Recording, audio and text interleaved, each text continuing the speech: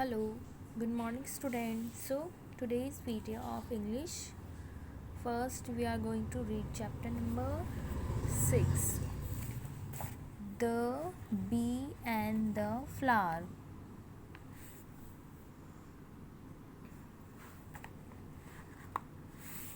The bee and the flower. सबसे पहले हम इसके वर्डशॉप इनको हार्ड वर्ड्स को प्रोनाउंस करना सीखते हैं कि हम इसको कैसे प्रोनाउंस करते हैं. First is story, Honey, wine, smell, site, light, beehive, hum, gather, return, trap, taste, blow, attract, walk, strange, banyan, excited, frightened, yesterday, slip, get up, worker, morning. Okay, ये हमारे हार्ड वर्ड्स हैं. अब आपको ये कॉपी में करने हैं. आपको हार्ड वर्ड्स कौन कौन से करने हैं मैं आपको बता देती हूँ. ठीक है, कोई भी हम इनमें से 15 ले लेते हैं. ठीक है, first story, Honey, light, beehive, return, gather, attract,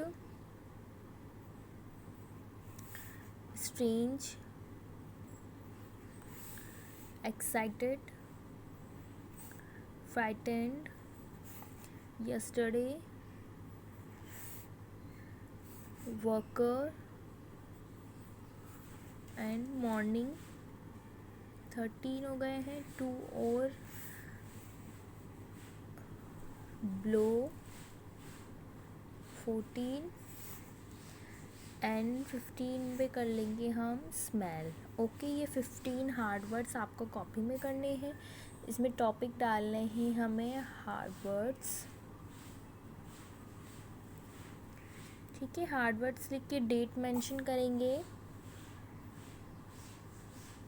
date में जब वीडियो शेयर करूँगी आपको तब ये डेट मेंशन करेंगे. चैप्टर 6 भी लिखेंगे कॉपी में. And the bee and the flower इसका नेम भी मेंशन करेंगे. देन हार्ड वर्ड्स करेंगे सबसे पहले. ओके, टोटल 15 हार्ड वर्ड्स आपको कॉपी में करने हैं. सो हम अब स्टार्ट करते हैं. Chapter is the bee and the flower. Let's get started. Grandfather gets up early in the morning. ग्रैंडफादर जल्द ही उठ जाते हैं. He goes for a morning walk every day. और वो रोज़ कहाँ जाते हैं? मॉर्निंग वॉक पे. एवरी डे मीन्स रोज़ जाते हैं. Grand mother also goes with him. अब ग्रैंड फादर के साथ ग्रैंड मदर भी जाती हैं, मतलब दादा दादी दोनों ही कहाँ जाते हैं? मॉर्निंग वॉक पे. She takes a stick in her hand. और वो अपने हैंड में क्या लिए रखती है? स्टिक लिए रखती है, एक डंडी लिए रखती है. I also get up early. मैं भी जल्दी उठ जाता हूँ. I go to school. मैं स्कूल जाता हूँ. Yesterday was Sunday. कल क्या था? संडे था. I did not go to school. मैं स्कूल नहीं गया. I went with my grandparents. मैं कहाँ गया था? मैं गया था मेरे दादा दादी के साथ for a walk. Morning walk पे गया था. After a long walk we reached a park and we sat under a big banyan tree to have some rest. और थोड़ा दूर वॉक करने के बाद वी रीच्ड, हम पहुँचे. कहाँ पहुँचे? आ पार्क, एक पार्क में. एंड और वी सेट, हम बैठे गए. Under a big banyan tree, big banyan बड़े बनियन ट्री के नीचे बैठ गए. टू हैव सम रेस्ट, आराम करने के लिए. हम थक गए थे ना, तो हम आराम करने के लिए एक बड़े बनियन ट्री के नीचे बैठ गए. There were many beehive in the banyan tree. और वहाँ पर बहुत सारी क्या थी? beehive मीन्स मधुमक्खियों का छत्ता.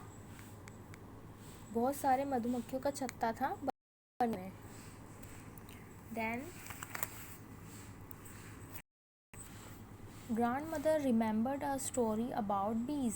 अब ग्रैंडफादर को रिमेंबर्ड एक स्टोरी याद आई। किसकी याद आई? बीज के बारे में, मधुमक्खियों के बारे में स्टोरी याद आई। He began to tell me the story, और वो मुझे स्टोरी सुनाने लगे। He once there was a large beehive on the branch of a big banyan tree. एक बार की बात है, एक लार्ज लंबा beehive मधुमक्खी का छत्ता ऑन द ब्रांच, एक पेड़ की शाखा पे, बनियन ट्री की एक पेड़ की शाखा पे क्या बना हुआ था? एक लंबा beehive मधुमक्खी का छत्ता बना हुआ था। There lived the queen bee, the king bee, the worker bees and other small bees. और वहाँ पर उस छत्ते के अंदर कौन कौन रहता था? क्वीन बी रानी मधुमक्खी, किंग बी राजा, और द वर्कर बीज और कुछ काम करने वाली मधुमक्खियाँ, और अदर स्मॉल बीज और छोटी छोटी मधुमक्खियाँ थी। In one part of the hive live two worker bees, Tippy and टैप्पी।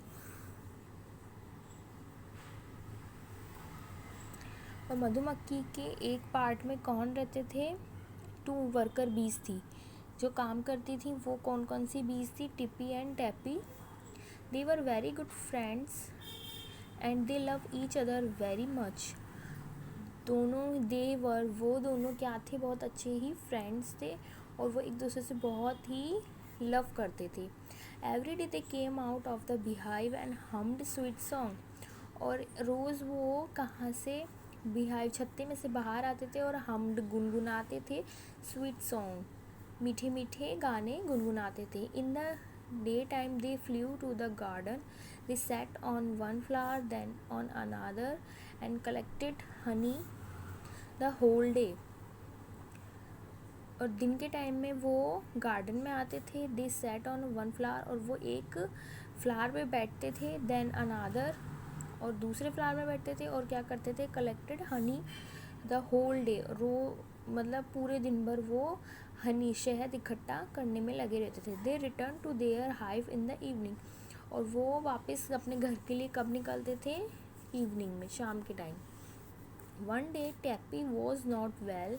एक दिन क्या हुआ? टैप्पी जो थी वो मतलब उसकी तबीयत ठीक नहीं थी। She fell sick and weak, और वो बीमार हो चुकी थी और कमज़ोर महसूस कर रही थी। She did not go to the garden to gather honey, और वो उस दिन टिप्पी के साथ गार्डन में नहीं गई हनी को कलेक्ट करने। Tippy thought of going alone in the garden. अब टिप्पी सोचने लगा, अब मुझे अकेली ही गार्डन में जाना पड़ेगा। As she was humming outside the hive a wind began to blow. और फिर क्या हुआ? टैप्पी कौन था? टैप्पी नर मधुमक्खी थी, और टिप्पी थी मादा मधुमक्खी, है ना, फीमेल थी टिप्पी। ठीक है, तो क्या हुआ फिर? एक बार वो खुद ही गई। जब टैप्पी बीमार पड़ गया तो टिप्पी गई हनी कलेक्ट करने के लिए। As she was humming outside the hive, जैसे ही वो हाइव के बाहर आई, मतलब छत्ते के बाहर आई, अ वाइंड बिगेन टू ब्लो, एक हवा का झोंका आया।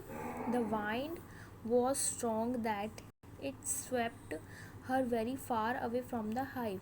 और उस हवा के झोंके के साथ वो हवा का झोंका बहुत ही स्ट्रॉन्ग था, जो उसके साथ वो उड़ती हुई कहाँ चली गई? वो हाइव से, छत्ते से बहुत ही दूर चली गई उस हवा के साथ।